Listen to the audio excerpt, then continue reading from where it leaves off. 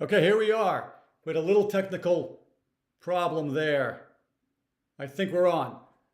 Today we're going to start off by thanking the Democrat Party. Finally, the Democrat Party clarifies for us. Hold on, I'm not sure. Are we on? I think we're on. All right, well, we'll start that again. I'm not sure. We'll see how it goes. Well, we wanted to thank the Democrat Party. Why? Because finally we get clarity on some of their values. In Providence, Rhode Island, the mayor and other Democrats want to tear down a mural of the Ukrainian refugee immigrant woman who was murdered in cold blood on a train by a black man who said, "I got the white girl." The Democrats want to tear that down, saying she does not represent their values. Thank you. At least finally we have you telling us what your values aren't. Your values aren't a refugee immigrant woman who was innocent, coming home from work, escaping a war, only to be taken down by Democrat policy of letting criminals out of jail. It does beg the question, what are the values? Okay, maybe they can ask their friend Ketanji Brown Jackson. She's the Supreme Court Justice who told us all during her interview for the Supreme Court that she couldn't possibly define a woman. She's not a biologist. What are you, crazy? Who could define a woman if you weren't a biologist? She couldn't. Nobody could. You have to be a biologist. You have to be trained. Thank you, Democrats. We're going to get to that and other things today. It is March 31st, the day before April Fool's Day. What's not April Fool's is that Trump is right, and Trump is smarter than the Democrats, and Trump is winning. He is making America great again. This is The Ordinary American. I'm your host, Paul Sarkis. We get together Monday through Friday, 2 o'clock. We did one special Saturday short show. We'll probably do another one. We talk about all things faith, freedom, and MAGA. This is an anti-leftist show. We believe that the battle is between the left and the right. And you may not like it, but the Democrat Party is full of leftists. There is no longer a Democrat Party that resembles the party of even Bill Clinton. Maybe a blue dog Democrat. That does not exist. That's the great bruiser, the French bulldog. He's here in the room today. Anti-leftist. We want people not voting for Democrats. I was mentioning to a friend in Los Angeles yesterday. She is what might be considered a crunchy mom. She works with children for all the time I've known her, 20 years, 20 plus years. She has been telling parents not to get the vaccines. She hasn't been citing studies. She's not a doctor. She didn't say I need to be a biologist to know what a woman is, but she would consider herself traditionally a Democrat voter. But she now sees, I think, that the people who she was voting for were forcing these vaccines, which we now know are poison, on children. She's been telling parents forever, stop giving your children the vaccines. She was vindicated, as I saw yesterday and I sent to her. There was like 10 or 12 so far vaccines that are forced on children, that the odds of dying from the vaccine itself are greater than dying of the underlying condition the vaccine is supposed to prevent you getting. What are we talking about here, people? If that's not a scam, I don't know what is. I bring up this friend of mine because crunchy moms are just one of the many groups that started around this issue and then into COVID to sort of start to figure out that maybe, even though I might have to hold my nose, I got to vote Republican. I would say, for crunchy moms, you better vote for Trump and his candidates in the midterms. Otherwise, those vaccines that RFK Jr. is getting rid of are coming back. They're coming back. And by the way, that same pattern plays out everywhere.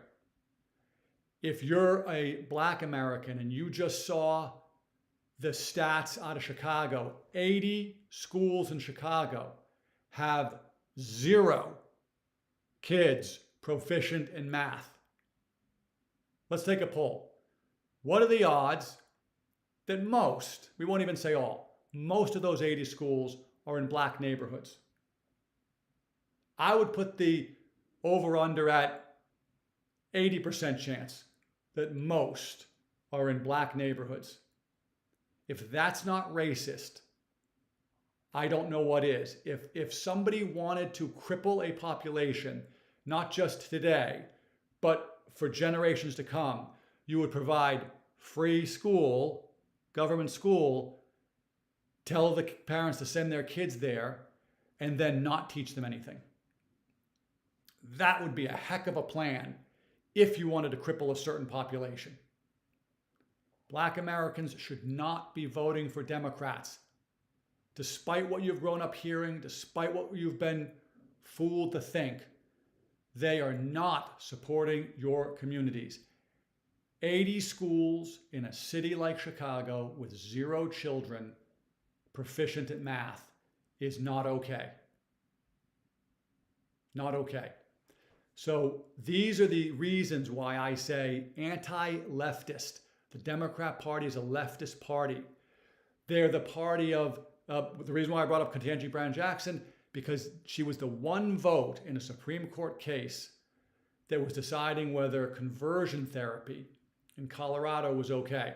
Conversion therapy being the therapy that says, you can try to convince somebody that they aren't gay. It's called conversion therapy. It could just be called therapy from other people. She was the one person. She was even rebuked by Kagan. Everybody else said, I can't tell the therapists what to say. That's something called the First Amendment. Government trying to tell somebody what to say. My doctor can tell me I should take the flu vaccine and the COVID vaccine. They did tell me that. They were wrong, but that's not against the law to tell me that. I don't want to restrict them from being able to tell me those things. I want them to be able to share whatever, and then I make up my mind. That's America. Okay, so anti-leftists, stop voting for Democrats. I say this a lot. Jewish Americans, you voted for Obama. He sent billions and billions and billions of dollars to Iran, not to the Iranian people. I get a lot of comments from people saying, hey, how can you say that? He's sending the Iranian people their money back. It's their money. No, he sent the money to the mullahs, to the Ayatollah. He didn't give it to the Iranian people. He gave it to build nukes. He gave it to Hamas. He gave it to Hezbollah. He gave it to the other various bad guys around the world he wanted to help. And he probably enriched himself because, as we now see, he bought hundreds of millions of dollars of real estate in London. That's not Obama being benevolent and sending the Iranian people their money back. Wake up. There is no good reason to vote for a Democrat. Okay, there is a ton to get into today. I named the show Don't Take the Bait, and I'm going to get into that. There's so many other things. Okay, I mention on here a lot Promethean Action, Susan Kokinda and Barbara Boyd. Two very smart women who have been talking about these issues for a very long time in a way that is very unconventional, turning out to be right. Just like the Crunchy Moms were right about the vaccines. By the way, Crunchy Moms, pat yourself on the back, take a lap, high five each other. You were all right. All of you. Don't take the vaccines. You gave great guidance. And if you took a bunch of crap from people, you should go back and let them know, please stop taking them. By the way, sometimes it's important to be right. It's important to be right if you can prevent your child from getting some kind of an autoimmune disease from taking a vaccine that the people who are giving it to you are lying to you about. Okay, back to Susan Kokinda. She has a video out now. It's a new one. They put out probably like 4 videos a week, I think. And then they have a live show on Thursday. You will learn so much by watching these people. They have been saying now for a long time that Donald Trump is not playing by conventional rules. You can't put him in this box at the main street. You can't put baby in a corner. That just popped into my head. Okay, you can't put Trump in a box. He is a Republican, but it's not Republican Democrat. It's not, good guy, bad guy. Yeah, it's not like that. What he's doing is he's trying to bring back what's called the American system. We unfortunately have not had the American system implemented for very long in this country, but when it has been, it has worked spectacularly well. I could almost say that without fumbling it. Spectacularly well. John Kennedy was trying to implement it. He was killed. McKinley was trying to implement it. He was killed. Lincoln was going to and was trying to implement it. He was killed. Oversimplified, the ordinary American's version of this. The British never accepted the loss of the Revolutionary War, and they found diplomatic means, back-channeling, ways to control American foreign policy and use the awesomeness of America to enrich themselves. Way oversimplified, it's more complicated than that. But that's a big part of it. And they don't want to stop using us. They adapted over time. They created tools like the League of Nations, then the United Nations, the World Trade Organization, the World Health Organization, I already mentioned the UN, NATO, any of these big, all-encompassing, global in many cases, organizations that they can build a huge apparatus and infrastructure and throw a bunch of money in it that's hard to find and it just sort of, we don't know where it goes. Corruption, wealth extraction, endless wars. The middle class takes it in the teeth. Trump is fighting against that. The mainstream media wants you to believe that Trump's the bad guy, wants you to believe Russia bad guy, wants you to believe Xi bad guy, wants you to believe Israel bad guy. Now, I don't know how this works. I don't know how anybody falls for this. But now they're trying to basically say, Iran's not the bad guy, they're the good guy. If you find yourself quietly rooting for Iran to win, bro, get yourself some help. That is not okay. You got to go talk to your MAGA friends. You got to go to a Trump rally. You got to buy yourself a MAGA hat and sleep with it on or something. You should not be rooting for Iran. Whatever you may think of America, they do not have your best interest in mind. I can't help, this popped in my head. ADD moment.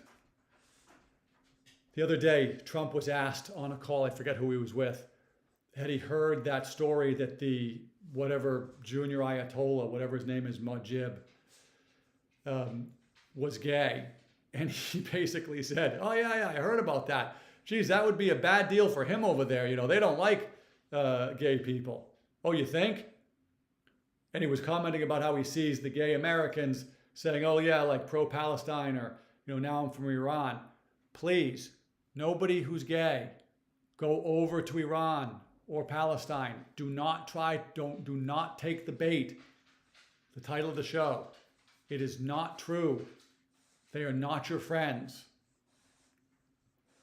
So don't take the bait. The mainstream media wants you to think that it's binary, that it's simple. It's like, oh, he's good guy, bad guy. It's not like that. I'm going to break down Susan's video a little bit here, but I really think you should go watch it.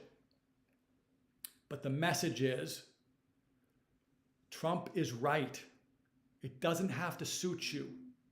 If you just want America to be great, you need to hold your nose maybe and follow and vote Trump. If you vote for Democrats, you're going to get endless wars. You're going to get COVID again. Do you remember COVID? when they poured sand in the skate parks and like tied up the basketball nets with I don't know what so kids couldn't play? Do you remember? I was living in LA at the time. They arrested some dude who was like 100 yards out in the ocean. Nobody was near him. There were sharks closer to him than there was a person closer to him. And they waited for him to come in and they arrested him because he's not supposed to be outside during COVID. That's the Democrats. That's the Democrats.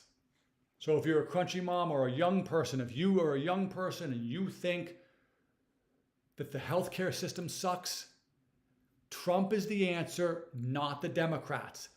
The Democrats is why we are here. It's Obamacare. That was a Democrat, pure Democrat. No Republicans voted for it. Okay? Don't take the bait. Don't take the bait. Trump is smart. Get to the video now. Susan Kokinda starts off and says, RFK Jr. said one of the most profound things she had seen in a long time. And what did RFK Jr. say? He said that Trump understands power better than anybody since FDR. That was RFK Jr. That seems to be true. He's either the luckiest guy in the world or he really understands how to work power. Little detour. He says since FDR, I'm a conservative, I'm a constitutionalist. There was so much about FDR that I did not like. My daughter, who's 17, who's taking AP US history, she'll say sometimes, do we like this president? Do we not like this president? And I have to always tell her, it's not black and white. There was some good, there was some bad. I could go on forever about the bad about FDR. But the good was that he wanted to rid America of the yoke of the British imperial system, us being led around by the nose by the Brits to keep the conflicts going. That's what he wanted. He died before he could do it. And as far as we know, he was not killed. He just died of his complications, I think, from polio. But so that was a detour. But Susan talks in there about RFK, starting off by saying, he says Trump understands power. That's one thing. He then says his uncle, the president, John F. Kennedy, and his brother, Robert Kennedy, who nobody knows because he was assassinated, but it is highly likely he would have become president. Would have been with Trump. Would have been with Trump. Why? Because they understood power too. And they understood the British imperial system too. And they were trying to make changes. And they were trying to negotiate nation to nation, not through these big global organizations. Almost any world anything, you're going to have evil in it. The American system is America is going to negotiate with China. America is going to negotiate with Russia. America is going to negotiate with Iran. Sovereign nations figuring out what's best for them, not stuck in some organization where now you have to worry about their feelings and that vote and what does he want. And do you remember that cartoon with the chicken hawk and he was looking for advice and the guy said, well, go get me a dog bone or something. And then it was like he could get a dog bone, but he had to get in order to get the dog bone, he had to get the fish for the cat who was going to show him where the dog bone was. And in order to get the fish for the cat, he had to go to the chicken to get something. It was like this endless thing in the barnyard. He had to go get everybody something just to get back. That's what a political organization is like. That's the UN. That's all these things. The American system says, no, I can't stick myself in that system. What's best for our country, we understand, and we're going to do it from the middle up. In her video, she talks about this. One of the things she brings up is that RFK mentioned NAFTA. NAFTA was the North American Free Trade Association. It was this semi-global North American association. Again, warning, warning, Will Robinson, for those old enough to remember the TV show. Warning, warning, okay? Big problem. It was a Bush, which is neocon, concoction. Clinton did get it through, but it did not have the support of blue collar labor unions, more lefty Democrats. It did not. Why? Because they knew the reality, which was it would crush the working class Americans, which it did. Farmers, factory workers. We essentially traded and said, if you can make it cheaper over there, just make it cheaper. Job gone in America, and then I'll buy the t-shirt instead of for 20 bucks, I'll buy it for 10. Okay, but we just lost 5,000 jobs. The American system says, no, bring it back. Make the t-shirt here. Why do I bring up NAFTA? Because RFK Jr. was making the point that NAFTA was not popular among Democrats. And even Obama had to quasi, dance around it. Then in 2016, when Trump came out and said, heck no, that's the stupidest thing ever. It crushed our middle class. Suddenly, Democrats were for it. That's not policy. That's politics maybe, but it's not policy. It's not rooted in anything other than Trump said he's against it, I got to be for it. The other great example that I use, RFK did not use this one, but I use, is if you remember the COVID vaccine, Trump was in office. He was touting the COVID vaccine. He's got it coming, he's got it coming. And he thought it was going to be this panacea. And both Halfwit Harris and Dopey Joe said several times on camera, I'm not taking the vaccine. I'm not taking the Trump vaccine.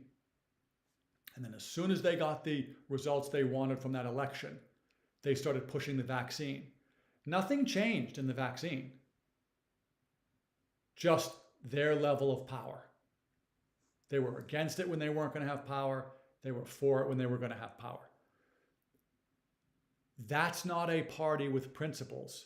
That's just a party that values power. RFK is saying Trump is doing something different. He understands power. He is bringing back the middle class. She goes on to talk in this video, Susan Kokinda. She goes on to talk about the war in Iran and what's really happening with trade. And she mentions Jameson Greer, which I've mentioned before, the trade representative, great speech from Davos. You should go look it up. It's in my threads. Bessent and Navarro. And what those guys are all essentially trying to do is bring back the American system where we have sovereign nations negotiating things, but we bring back the middle class. We bring back manufacturing because you are what you manufacture. You are what you make. And then when we use the power, you see Trump doing this. He uses the power to get investment in our manufacturing. Then the side benefit of that is it ties those countries together, us with Japan, or now us with Europe. We're going to sell a bunch of 750 billion, I think, of gas and oil to Europe. They're going to lower the tariff so our goods can get in there. That's using power. She's begging us. Don't view this through the old lens. And really kind of what she's saying too is you can't even really look at it through the lens of Democrat or Republican. RFK was a Democrat, probably still is. Tulsi is a Democrat, or was. Okay, it's not as easy because what Trump is doing is he's looking out for what's best for America. He's being agile and nimble on his feet. Or as the Marines say, improvise, adapt, overcome. So I highly recommend you not take the bait. Don't get jacked up. Israel is not leading us around. Great Britain was, but they're not anymore. Oh, one last thing. With regard to Iran, we don't see the UN, we don't see Britain, we don't see France, we don't see Germany, we don't see NATO, none of this. What do we see? We see the new Board of Peace members, Pakistan, Egypt, Saudi Arabia, Turkey, US, coming up with a solution.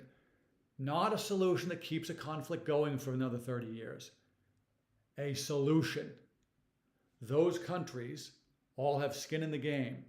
They want soccer and they want golf and they want billionaires to come over. They know they can't have the crazy Iranian mullahs dropping bombs on people or threatening nukes. They don't want that. Commerce over conflict. I noticed that the Pakistanis announced that the Iranians had let 20 Pakistani ships go through the Straits of Hormuz. Interesting. Somebody's negotiating with somebody, right? I mean, and then I noticed, as always, by the way, if you haven't checked Trump's Truth Social, the man communicates directly with ordinary Americans. He puts out information. Some of it's funny, some of it's serious. It may not all suit you in terms of policy. The point is he's communicating with us. He's not hiding anything. He's sharing everything. One of them that I saw was that he's essentially saying to Europe, to England and others, hey, you want to buy fuel? Buy it from us. We got plenty. Don't we want a president to do that? He's also saying to them, hey, if you're going to rely on the Straits, you better get your skin in the game over here. He's also saying to them, we don't forget. We don't forget. Okay? Don't take the bait. Start to figure out a way to get comfortable to support Trump and the Republicans. The great Dan Bongino, maybe one of the greatest political observations of all time. The Republicans aren't necessarily the solution to the problem, but the Democrats are the cause. That strips everything out of a binary and it twists your head and you begin to think. I shared yesterday, the woman who used to lead the Libertarian Party said you might have to hold your nose and vote for Republicans, but you don't want to vote for Democrats because they're going to take away your rights.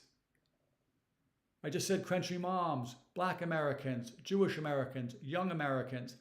If you want any hope of getting a house, you can't vote for Democrats.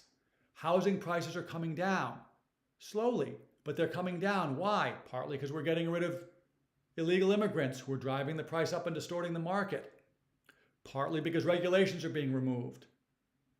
What are the Democrats doing? The Democrats say in the big states of New York and California, they aren't changing their policies at all. In fact, they're going the other way. Californians trying to tax your savings accounts, tax your wealth. New York, the governor is on TV shamelessly saying, hey, go convince your friends to come back. We can't have our policies work unless rich people come back and pay us tax. My nose is itchy. The Democrats aren't changing their policies. People are leaving. They're going to states like Florida, states like Texas, states like Tennessee. They're going to these states. The Democrats are not leaving, are not changing. And by the way, Democrats are leaving, but their Democrat politicians are not changing the policies. Why? Because they think they can wait Trump out, and they think when they get control of Congress, the Senate, and the White House, they'll pass a law so we can't move. What do I mean you can't move? Well, you'll be able to move, but it won't make a difference because the money will be the same. That's what the Democrats are doing. You can't vote for Democrats if you like freedom. It's a leftist party. One last thing. Oregon. Outdoors. Maybe it was Washington. I was thinking Rambo. I can't remember if Rambo was Washington or Oregon. I think it was Washington. Anyways, similar sort of nature, inhabitant, similar in terms of its ruralness in many areas. People who farm, people who live off the land, people who want to provide for themselves. There is a referendum question. I can't remember the name of it. Something 28 Protect Act or something, which would essentially make it illegal on your own land to fish or farm or slaughter animals or develop food or anything. Would make it illegal. You'd be totally reliant on the system that they want to control. This is the modern Democrat Party. You don't have to be a card-carrying member of the Ronald Reagan Library and cheering on conservatism to not vote for Democrats. You can just like freedom. Okay? Don't take the bait. Susan Kakinda, Promethean Action, Barbara Boyd. Go watch that video. It's in my thread. On my X thread, The Ord American, will be most of these things that I talk about on here. Go there. All right. Huge amount of news. I could just do a whole episode on Trump's social posts. I mean, and the comedy is unbelievable. I mean, okay, we're going to skip that. I do love to include the medical stuff because, as you know, I believe it's a spiritual battle and the left wants us unhealthy physically, mentally, and spiritually. God is the greatest life hack we can give ourselves. Believe in God. Develop a relationship. Start praying. If you don't believe, start praying anyways. I'm going to come back to that because it's Holy Week. But health-wise, I mentioned a lot ivermectin, fenbendazole, mebendazole. If you have cancer, these things are really curing people. I'm not a doctor. I like to say this in every show. Who am I? I'm nobody. I'm an ordinary American in front of an awesome flag who loves God, his family, and his country. We're giving information out. You can see it in my thread. You can go look it up. Ivermectin, fenbendazole, mebendazole. Dr. Makis, M-A-K-I-S. He is giving out great information. He's not the only one. Joe Tippins is another one. There's a bunch. Nicholas Holzschlash, I forget what his name is, but you can see him. He's on there. So there was a recent study done where mice were injected with glioblastoma brain tumors. And then they did intranasal ivermectin. And I think if I remember the study right, within 10 weeks, 70% of the tumors were gone. And 70% of it was shrunk in size after 10 weeks. I don't know what's going to happen with this stuff. Okay, I don't know. I am a cynic. I don't agree with the system. I don't agree with the regulatory system being so massive. I believe that the pharmaceutical companies take it over. I've talked before about how the employees work. Ring around the rosy, okay, and how they corrupt the system. I've talked before about how the elected officials make more from trading stocks than they do from their salary for being a congressperson or a senator. That system can't last forever. Okay, all of this lends to a place where I think the system is corrupted. RFK Jr. is doing great work at taking this down. Ivermectin seems to be something that can really, really help. By the way, I'm taking a round of ivermectin right now. I've taken it before. I get mine at All Family Pharmacy. They are not a sponsor. I don't have a sponsor yet, but they are not a sponsor. But I use them, and I hope you do too. If I had a discount code, I'd give it to you. All Family Pharmacy. It's reasonably priced. You can get it delivered to your home. I'm not sure if it goes to every state or if there are some restrictions, but there are not restrictions in many states. Go and try it out. Go and get some. The oversimplified version, the ordinary American version of it, is that it seems that cancer pathways and systems work the same as parasitic ones. And so ivermectin gets rid of parasites, so it seems to get rid of cancer. Luck, divine intervention is what I think it really is. Okay? But wouldn't that be a great thing for the world? Wouldn't it be a great thing for the world if instead of chemo, which doesn't work all the time and destroys the immune system and brings on other problems, if we could just do ivermectin? Okay? Go look some of that up on my site. It's super important because if we can stop dying of these things, then we can start to fight some of these government issues.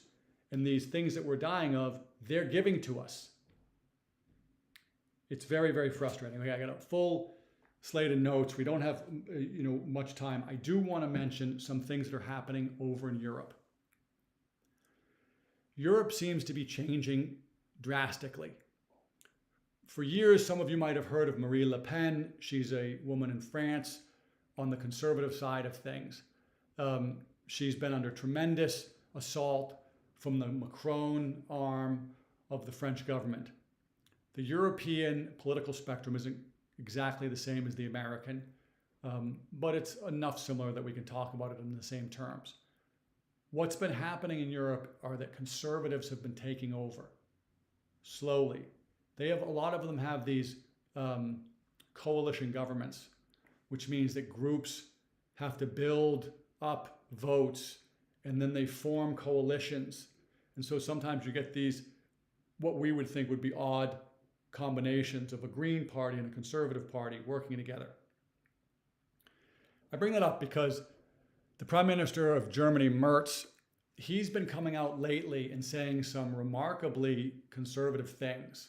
Things like, we have to get rid of 80% of the refugees from Syria. We have to send them back. Things like, we have way too many regulations. When did we ever hear that from a person of power in a place like Germany? They love regulations over there, more than a Bostonian loves the Bruins, okay? They can't help themselves. They love so much regulation. And he's saying we have too many. That's a big deal. They're also starting to talk about the mistakes they made getting rid of their nuclear. Now, that's not because he's organically waking up. That's because the right is gaining votes in that coalition system and are forcing his hand. We don't really care. We just like the fact that in many places over in Europe, and what's his name, Gertz from the Netherlands, I think, is really driving a lot of it. Conservative, sovereign nations. We don't want immigrants from countries that hate our culture. The Japanese Prime Minister said, Takaichi, she said, we want to stay Japanese. So you're only going to come into our country if you're Japanese or you're willing to adopt a Japanese culture. Why is that wrong? You don't see the Chinese accepting a whole bunch of Muslims from the Middle East. I don't see the Russians taking them in. I don't see the Cubans taking them in. I didn't see the Venezuelans taking them in. I don't see the North Koreans taking them in. They're just going over. That's the great Lola, if you hear her barking. Europe is starting to change. They're starting to wake up and realize that, and I hope it's not too soon, but it might be. But they're starting to realize some of these things. So let's keep our eye over there and see what happens. But so far, some positive movements are happening. Okay, there's one other thing I wanted to mention, and then I want to get to Holy Week. The great Adam B. Livingston, if you haven't seen his work, he's mostly a guy that talks about Bitcoin. He's in my thread quite a lot. I think he's very smart. I think he does great content. He's creative and he's funny. But because he's a Bitcoin person, he is also a quasi-economist or macroeconomist. He has a chart out, and the chart, and I'm not claiming the chart is 1,000% right, but it does illustrate something that's important. And this gets back to the beginning of Democrat versus Trump. He has a chart that shows essentially income for the top 1% and the bottom 90%. And it goes back, I think, into the 1800s. And what you can see is that even though there's a big difference in the bottom 90% are above the top 1%, they're going in the same direction. They're going in the same direction all the way to one specific year, 1971, when Nixon took us off the gold standard. From there, the bottom 90% bounces, but essentially flatlines to today. It bounces, but it doesn't keep going up. It was going up, up, up, and it stays here. The top 1% turns up, up, up, and goes way past the bottom 90 ever since 1971. Why is that important? That's largely when the powers that be were very much more able to use inflation to drive up asset prices and create fees and wealth at the top level and eliminate us at the bottom level. Bottom 90%, that's a lot of people, but flat. I bring it up because I mentioned the other day about Bitcoin, and I did a 15-minute special by request and published it, or we did it on Saturday. It's short. It talks about the reasons that freedom money, aka Bitcoin, is important and why an ordinary American should understand it and own some. Not financial advice. Just a guy in front of a flag, etc., etc. But Bitcoin solves two problems: the trust and control problem, trust and control of government, and the money printing problem, which is a part of trust and control. They just print money. And as long as they can print money, it means that asset prices will rise, but cost of goods will rise. So if you don't have a lot of assets, all that you get is the prices going up. And unless your income is going up a ton too, you get left behind. And that's what's happening. You can see this visually on the chart, and I think it's important to see. It gives you sort of a visual representation of what government policy looks like and why we shouldn't trust the government and the negatives of money printing. And Bitcoin solves those problems. Go watch the video that we put out and then dive in on your own. But I wanted to mention that. Adam B. Livingston, he's a great follow. Okay, it's Holy Week. It's Holy Week. For Christians, it's always sort of odd to me because unfortunately this is the week that Jesus gets crucified, which is a terribly sad thing. And up until recently, it didn't affect me the way it does now. Now I take it in more and it affects me. I heard a homily today and it really resonated with me and I wanted to share it. So Jesus built his church on the rock, on Peter. Peter was an apostle. And in the book of John, it talks about how Jesus said to Peter, really right now, at the most critical time, he said essentially, you're going to deny me 3 times. How do you translate that? You're going to fumble the ball here. You're going to let me down. You aren't going to stick with me. Fill in the blank. You're going to let me down 3 times. And Peter says, that's not possible. I love you and I believe you and I won't do that. And then he does it. Why do I bring that up? Because Peter went on to accept God's mercy and lived one of the most consequential lives in the history of humankind. Jesus, one human person, 3 divine beings, that's a whole nother thing to wrap your head around, the Trinity. He knew what Peter was going to become because he knows everything.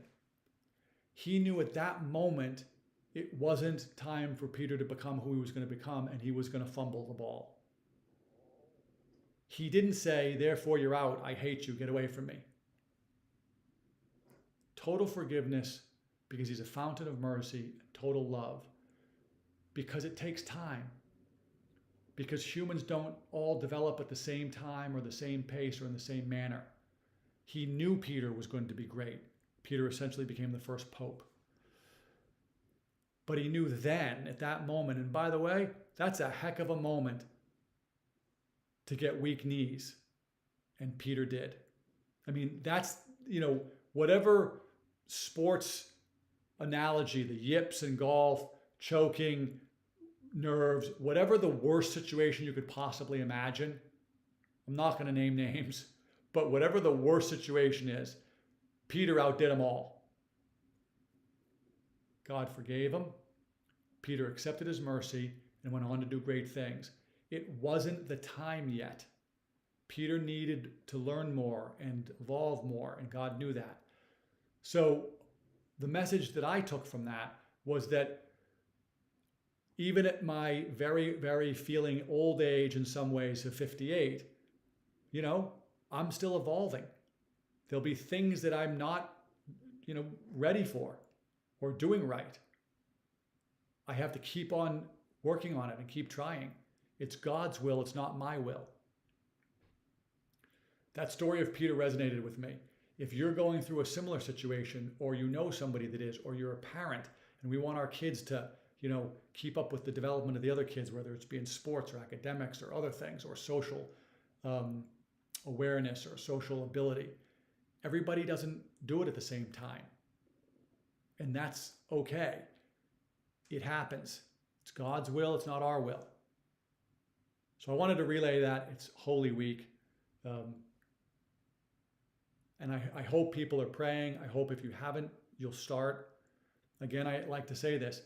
If you are not a believer, you are the perfect person to start praying. That's exactly who should start praying. And this is a great week to start. All right, that is the show today. We got Bruiser here, keeping it to a minimum.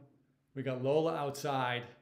It's a little bit warmer today, so I was in my short sleeve shirt. I appreciate the attention to the views. Please like, follow, subscribe, do all the things that you can do. If you have comments, make them.